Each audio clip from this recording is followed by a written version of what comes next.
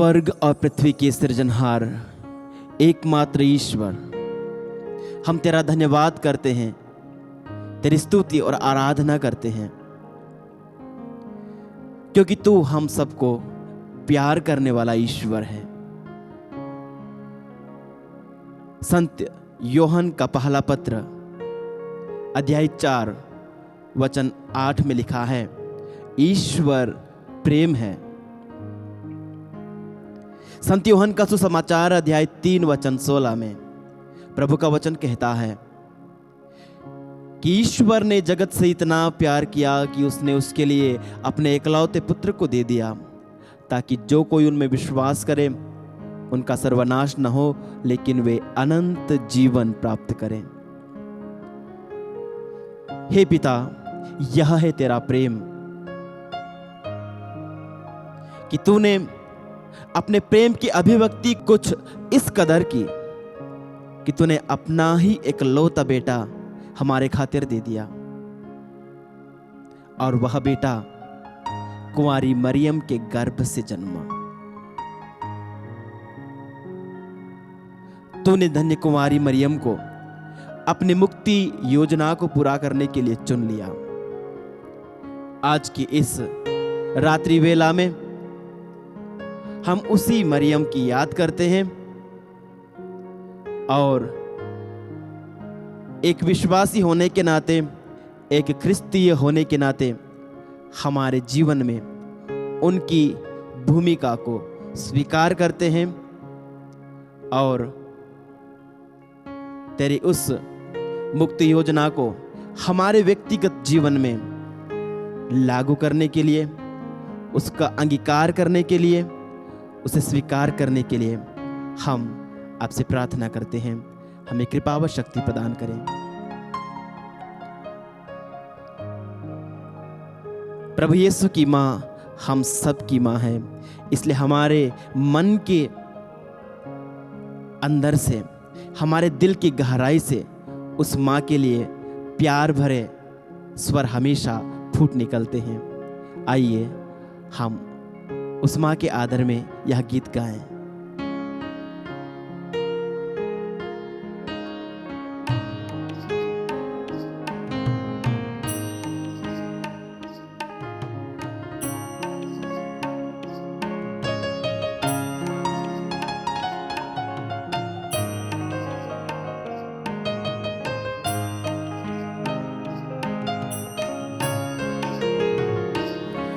मेरे मन की सुरंगों से भी आता है तेरा नाम, दिल की सुख दुख तरंगों से भी आता है तेरा नाम। तो शरण में आऊं, तेरे ही गुण गाऊं, तेरी धड़कन में नित बस जाऊं। मेरे मन की सुरंगों से भी आता है तेरा नाम, दिल की सुख दुख तरंगों से भी आता है तेरा नाम।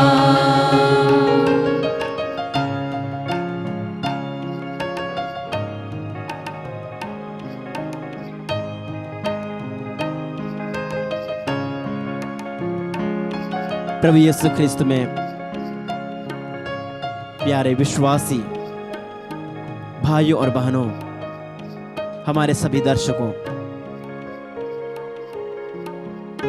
उत्पत्ति ग्रंथ अध्याय 3 में हम पढ़ते हैं, एक नारी के द्वारा पाप इस संसार में आया। एक स्त्री ने पाप किया, एक स्त्री ने ईश्वर की आज्ञा का उल्लंघन किया और उस पाप के कारण मृत्यु इस संसार में आई। संत पौलुस हमें कहते हैं, पाप का वेतन मृत्यु है, उस स्त्री ने पाप किया और मौत मानव जीवन में आ गई। दुख, तकलीफ, परेशानियां, पीड़ाएं हमारे जीवन में आ गई। लेकिन जैसा कि मैंने प्रारंभ में कहा, ईश्वर की परिभाषा है प्रेम। ईश्वर की पहचान है प्रेम। और वचन कहता है कि ईश्वर अपने स्वभाव के विपरीत नहीं जा सकता। इसलिए ईश्वर हम मनुष्यों को पाप में कभी भी हमेशा के लिए मरने नहीं देगा।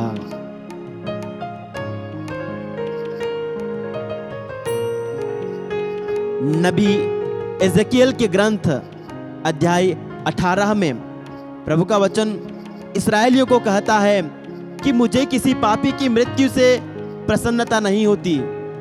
हे इस्राएल, तुम क्यों मर जाना चाहते हो? प्रभु किसी भी पापी की मौत से खुश नहीं होता है। प्रभु तो ये चाहता है कि हम सब जीवन प्राप्त करें। संत यूहन्ना का सुसमाचार अध्याय 10 वचन 10 में प्रभु यीशु हमसे कहते हैं कि चोर केवल चोरी करने, मारने और नष्ट करने आता है, लेकिन मैं इसलिए आया हूं कि वे जीवन प्राप्त करें और उसे बहुतायत से प्राप्त करें। यह है प्रभु की योजना कि हम जीवन प्राप्त करें। उसने अपना इकलौता बेटा दिया कि हम जीवन प्राप्त करें। इसलिए जब ईश्वर की आदि योजना को हमारी आदि माता, उस प्रथम नारी ने भंग कर दिया, तो प्रभु ने एक नवीन योजना बनाई और उस नवीन योजना में एक नई नारी को चुना। आदि नारी ने जब पाप के द्वारा मौत को इस दुनिया में बुलाया, तो ईश्वर ने नए विधान में मरियम को चुना, ताकि मरियम के द्वारा जीवन इस संसार में आए, ताकि मरियम के माध्यम से मुक्ति संसार में आए। कितनी सुंदर बात है। एक नारी जहां विनाश का सबब बनती है, तो वहां दूसरी नारी नए जीवन का सबब बन जाती है। हालेलुया। प्रभु की स्तुति हो। प्रभु की महान योजना के लिए हम उनका गुणगान करें। मां, तू है प्यार की रागिनी, मेरे तन मन में तू सम्मान के योग्य है, और पाप के अंधेरे में मुझे रोशनी की ओर ले जाने वाली तू ही है मां। आइए हम मां का ये भजन गाएं।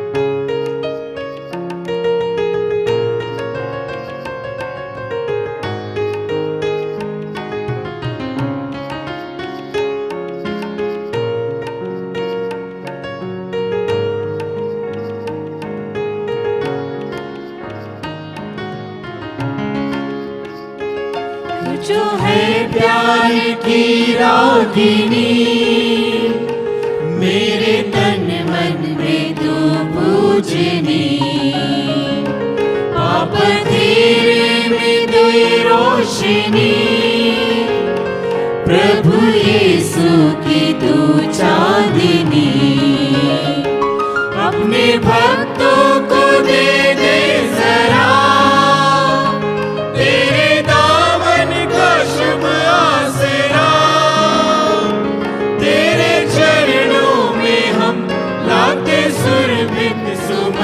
तेरे दिल को रिझाने सदा, मेरे मन की सुरंगों से भी आता है तेरा नाम, दिल के सुख दुख तरंगों से भी आता है तेरा नाम।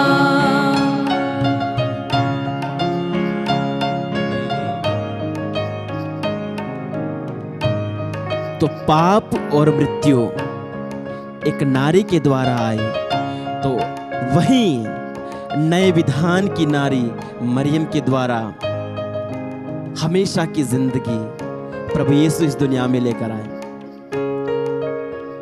और ये तब संभव हुआ जब मरियम ने कहा, देखिए मैं प्रभु की दासी हूं, आपका कथन मुझ में पूरा हो। जब मरियम ने ईश्वर की इच्छा को पूरा करने की इच्छा जाहिर की, ईश्वर की इच्छा के प्रति अपने को समर्पित किया, अपने जीवन को समर्पित किया, अपनी कोख को मुक्तिदाता के लिए उन्होंने सौंप दिया, तब संत यूहन्ना कहते हैं अपने सुसमाचार के पहले अध्याय वचन 14 में, और शब्द देह बना और हमारे बीच में रहा। शब्द ने देह धारण किया। जब माता मरियम ने ईश्वर की मर्जी के प्रति हामी भरी, जब मां मरियम ने हां कहा, उसी क्षण ईश्वर का वचन मां मरियम की कोख में देह धारण करता है। मां मरियम के गर्भ में, मां मरियम के शरीर में ईश्वर का बेटा शरीर धारण करता है। बहुत महान बात है कृष्ण में प्यारे भाई और बहनों, बहुत महान घटना है, बहुत बड़ी बात है यह, और एक बहुत बड़ा रहस्य है। और पेंतेकोस्त से भी बड़ा अभिषेक यहां पर होता है। हम जानते हैं पेंतेकोस्त के दिन मां मरियम और अन्य प्रेरितों के ऊपर पवित्र आत्मा भरपूरी से उतरता है, सामर्थ्य के साथ उतरता है। लेकिन उससे बड़ा अभिषेक यहां पर होता है जब ईश्वर का वचन, जैसा कि संत यूहन्ना कहता है, आदि में शब्द था, शब्द ईश्वर के साथ था और शब्द स्वयं ईश्वर था, और वही शब्द देह धारण करता है। जब आत्मा माता मरियम के ऊपर उतरता है, जब पवित्र आत्मा का साया माता मरियम के ऊपर उतरता है, तो दुनिया की सबसे महान घटना को अंजाम दिया जाता है। दुनिया के सबसे महान, इतिहास की सबसे महान घटना घटित होती है कि ईश्वर का वचन देह बन जाता है, मनुष्य बन जाता है। इतना बड़ा अभिषेक और किसी को नहीं मिला। इसलिए मरियम महान है, इसलिए मरियम महान है, बहुत महान है। और मरियम की इस महानता को स्वीकार करना हर कलीसिया के सदस्य को चाहिए। कैसे करके हम प्रभु यीशु में विश्वास कर सकते हैं? जब हम माता मरियम को हुई चित्र से या कहानी से अलग कर दें, संभव नहीं है। मुक्तिदाता जिसके द्वारा इस संसार में आया, उसको अलग करके हम कैसे ये कह सकते हैं कि हम कैसे मुक्तिदाता में विश्वास कर सकते हैं? असंभव है कृष्ण में प्यारे भाई और बहनों। माता मरियम की भूमिका हमारी मुक्ति में बहुत बड़ी है। यहां मैं ये नहीं कह रहा है कि मरियम यीशु से भी बड़ा स्थान ले लेती है, मैं ये नहीं कह रहा हूं, लेकिन मरियम नहीं तो मुक्ति नहीं। उनके द्वारा तो प्रभु यीशु इस दुनिया में आए। वो प्रभु यीशु से बड़ी नहीं बन जाती हैं, लेकिन उनकी दीनता और उनके समर्पण के कारण ही हमारा मुक्ति कार्य संभव हुआ।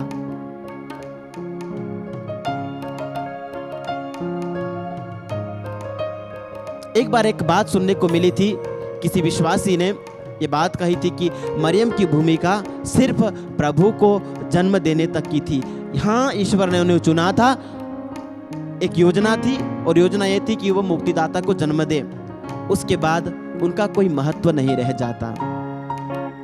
और उन्होंने एक बहुत ही बेतुका सा एक उदाहरण दिया। वे कहते हैं कि अंडे का महत्व सिर्फ चूजा बाहर आने तक रहता है।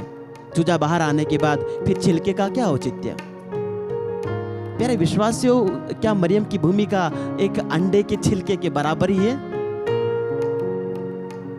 जरा विचार कीजिए। यदि ऐसा होता तो फिर कौन प्रभु यीशु को लेकर मिस्र देश गया था? क्या मरियम की भूमिका वहां नहीं थी? तो फिर कौन 4 साल तक वहां उनका पालन पोषण करती रही? कौन उनको नाजरेत में लेकर आई? किसने उनको बचपन में प्यार, लाड, दुलार दिया, भोजन दिया? क्या हम ये विश्वास नहीं करते कि प्रभु यीशु एक ईश्वर तो थे ही, लेकिन साथ ही मनुष्य भी थे? उन्होंने मनुष्य का रूप धारण किया था, वे मनुष्य बन गए थे, हमारे जैसे उनका शरीर था। तो उस शरीर की देखभाल क्या उस मरियम ने नहीं की? क्या हम सुसमाचार में नहीं पढ़ते कि यही मरियम यीशु से मिलने के लिए आती है? क्या हम सुसमाचार में नहीं पढ़ते कि कलवारी की उन राहों पर जब सब छोड़ के चले गए थे, उनके शिष्य भी छोड़ के चले गए थे, तो मरियम उनके साथ चल रही थी? तो क्या मरियम की भूमिका सिर्फ जन्म देने तक की है? क्रूस के नीचे कौन खड़ी थी? प्रभु यीशु के दुखों को हल्का करने के लिए। ये शाब्दिक रूप से तो वो कुछ नहीं कह पाए, लेकिन नजरों से नजरें मिलाकर, निगाहें मिलाकर मां यही तो कम्युनिकेट कर रही थी, यही तो बता रही थी कि बेटा मैं तेरे साथ हूं, धीरज रख, मैं तेरे साथ हूं अंतिम क्षणों तक भी। तो क्या मां की भूमिका सिर्फ जन्म देने तक ही सीमित थी? नहीं, मैं नहीं मानता। पवित्र बाइबल सुसमाचार इसका गवाह है। मरियम की भूमिका क्रूस तक ही नहीं, मरियम की भूमिका प्रभु यीशु के पुनरुत्थान के बाद पेंतेकोस्त तक पवित्र बाइबल में कम से कम हमको सबूत मिलता है। तो मां मरियम के बिना मैं ये सोचता हूं हमारी कलीसिया अधूरी रह जाती है। कलीसिया के प्रारंभ में पेंतेकोस्त के दिन मां वहां थी और वो हमेशा अपने बच्चों का ख्याल रखती है, हमारे लिए मध्यस्थता करने के लिए वो स्वर्ग में विराजमान है। हम इतना तो जरूर मानेंगे कि ईश्वर की मां स्वर्ग में है, और जो ईश्वर के जितना करीब हैं उतना आसान है ईश्वर के पास प्रार्थनाएं पहुंचाने के लिए। तो हम इसी विश्वास के साथ हमारी स्वर्गिक मां की शरण लेते हैं और उनसे प्रार्थना करते हैं, उनसे अर्जी करते हैं कि वो हमारी प्रार्थनाओं को पिता ईश्वर तक पहुंचाएं। तो नए विधान की यह नारी हमारी मुक्ति कार्य में सहभागी होकर हमें उस अनंत जीवन को प्रदान करने के लिए प्रभु यीशु को इस दुनिया में लाती है, जिस अनंत जीवन की पिता ईश्वर ने प्रतिज्ञा की है और जो हम सबका अंतिम लक्ष्य है। आइए उस मां के आंचल तले हम प्रभु यीशु में पले बढ़ें, विकास करें, विश्वास में गहराई प्राप्त करें, वचनों में गहराई प्राप्त करें और हमारे इस पापी, दुखित और विलाप करते हुए इस संसार में हम माता मरियम की मध्यस्थता के द्वारा प्रार्थना करते रहें और प्रभु यीशु जो हमारा मुक्तिदाता है, जो अनंत जीवन हमें बख्शता है, अनंत जीवन हमें प्रदान करता है, हमेशा की जिंदगी देता है, उसे प्राप्त करें।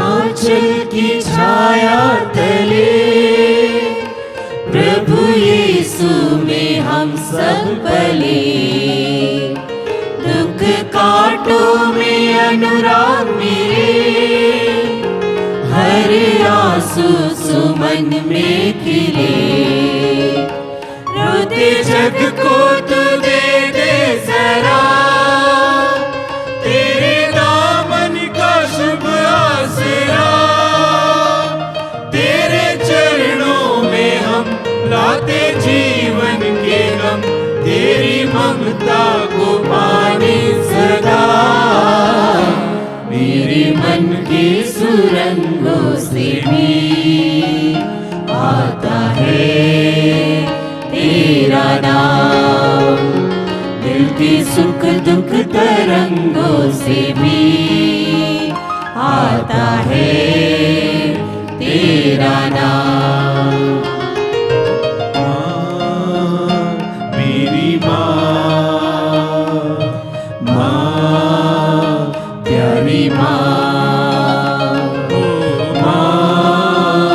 मेरी माँ प्यारी मेरी प्यारी मेरी प्यारी मेरे मन की सुरंगों से भी आता है तेरा नाम।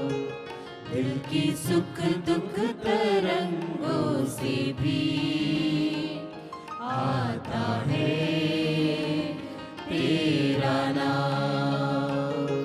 तब शरण में आऊं तेरे ही गुण गाऊं, तेरी धड़कन में नित बस जाऊं। मेरे मन की